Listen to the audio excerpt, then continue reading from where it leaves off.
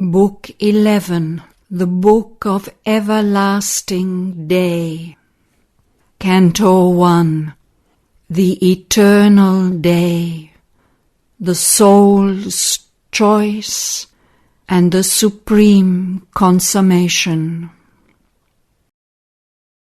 Then, like an anthem from the heart's lucent cave, a voice soared up, whose magic sound could turn the poignant weeping of the earth to sobs of rapture, and her cry to spirit song.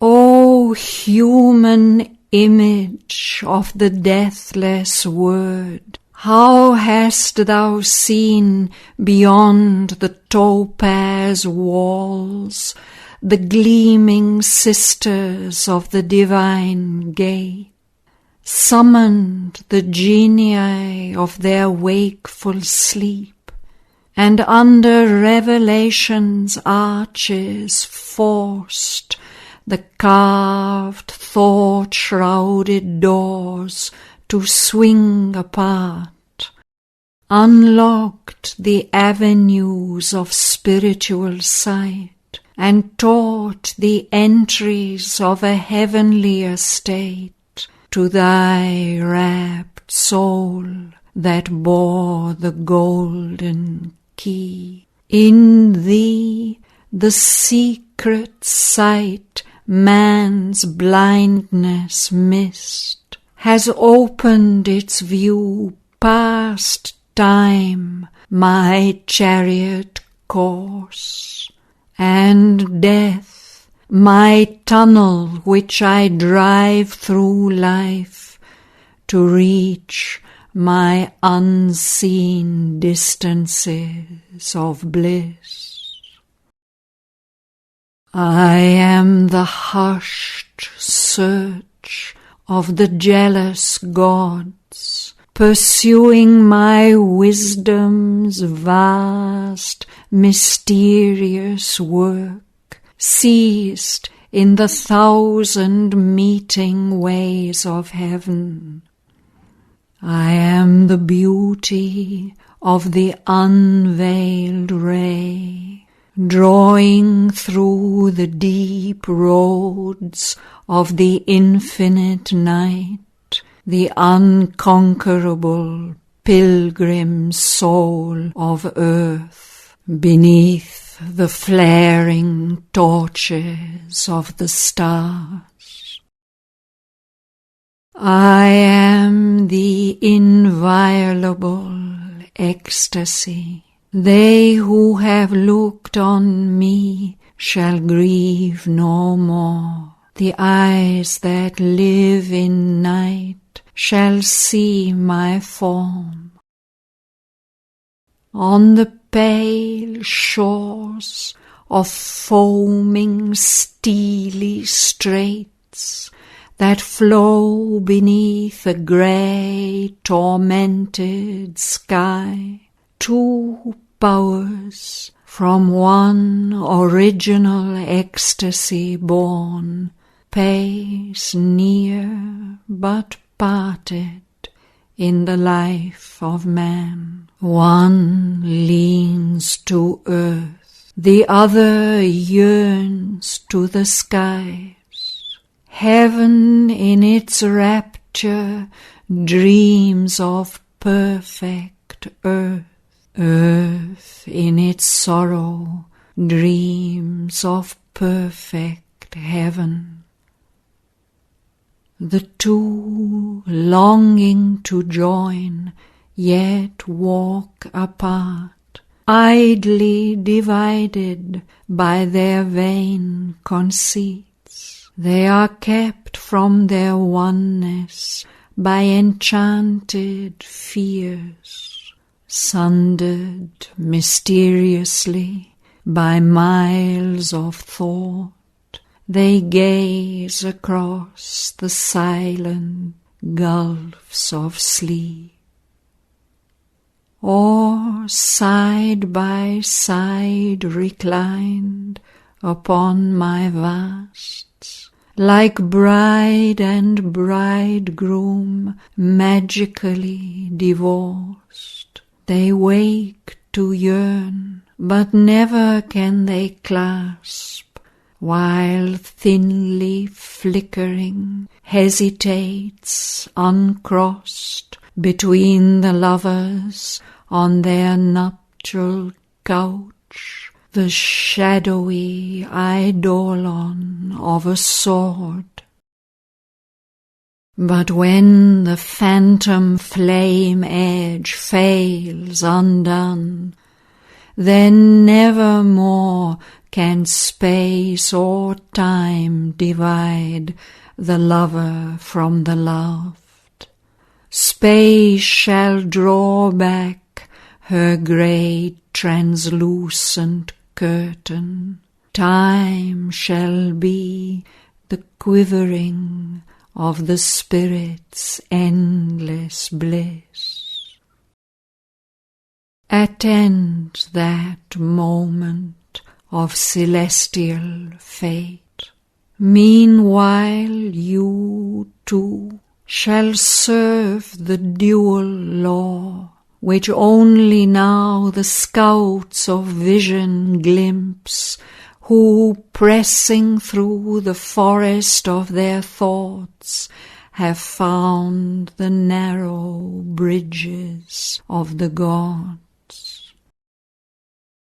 Wait, patient of the brittle bars of form, making division your delightful means of happy oneness, rapturously enhanced by attraction in the throbbing air between.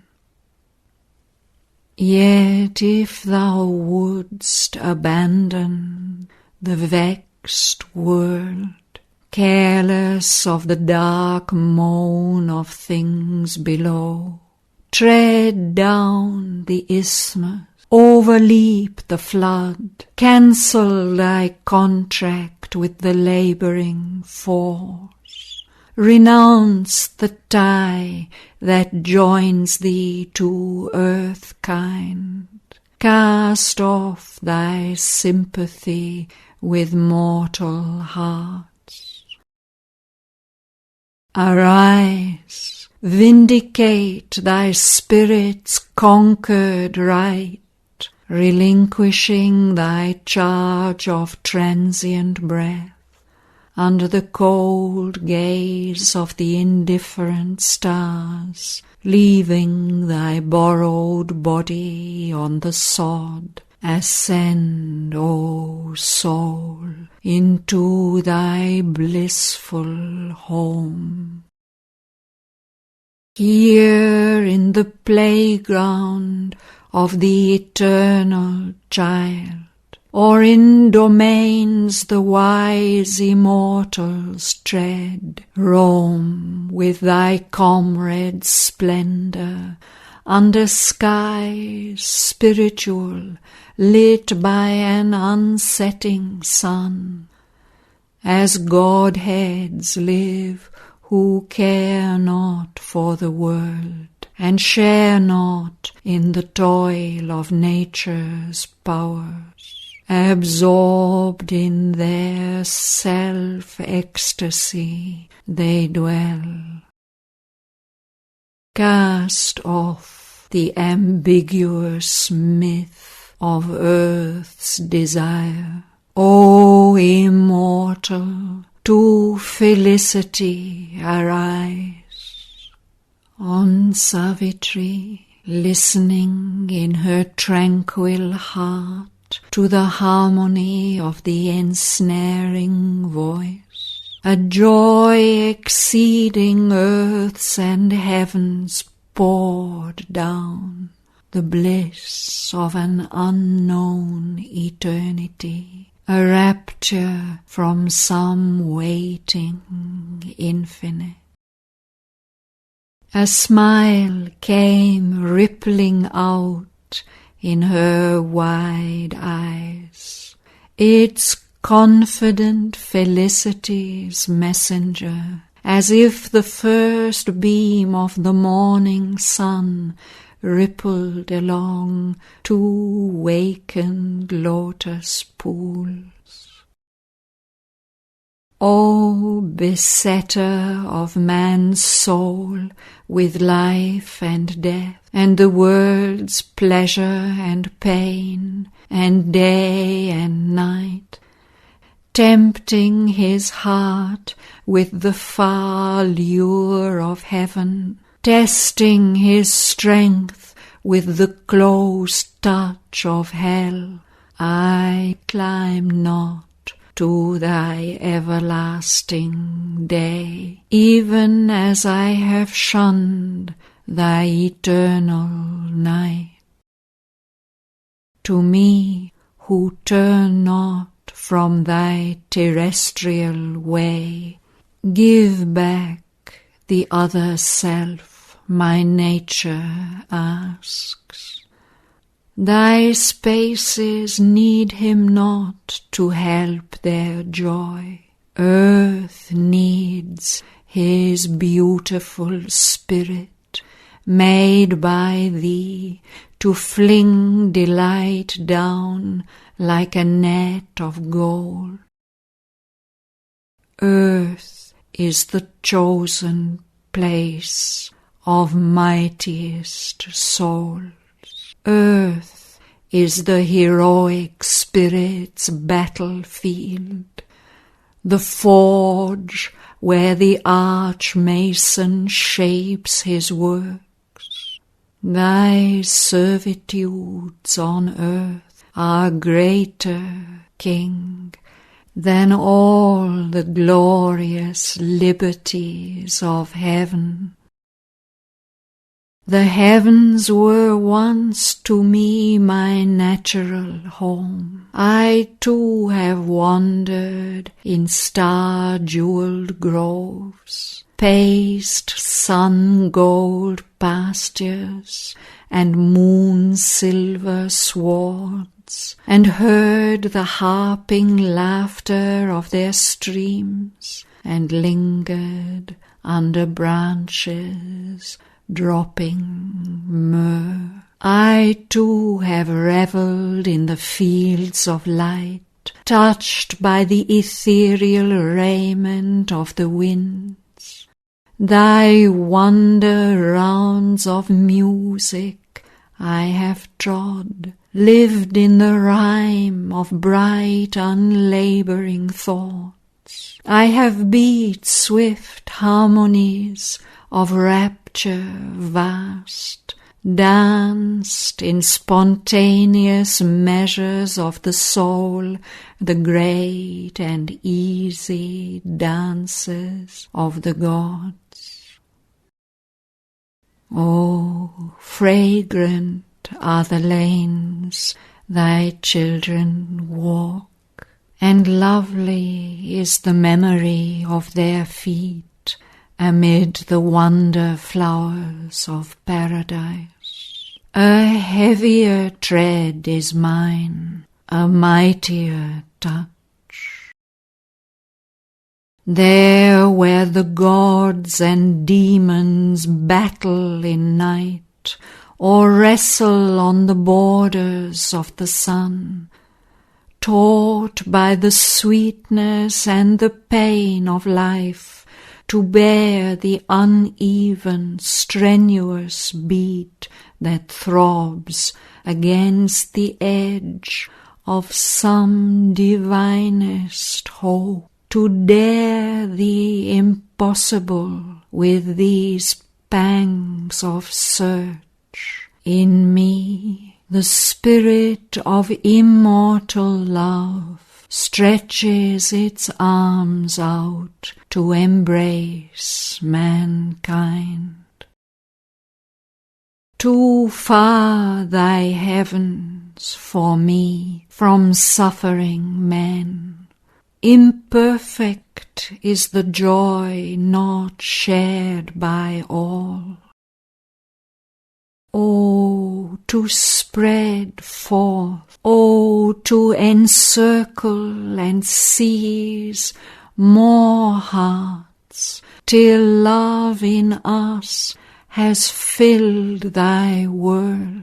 O life, the life beneath the wheeling stars, for victory in the tournament with death, for bending of the fierce and difficult bow, for flashing of the splendid sword of God.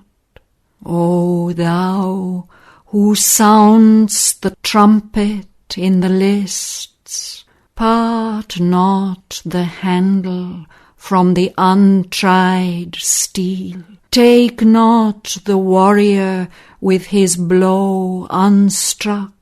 Are there not still 1,000,000 fights to wage? O King Smith, clang on still thy toil begun. Weld us to one in thy strong smithy of life.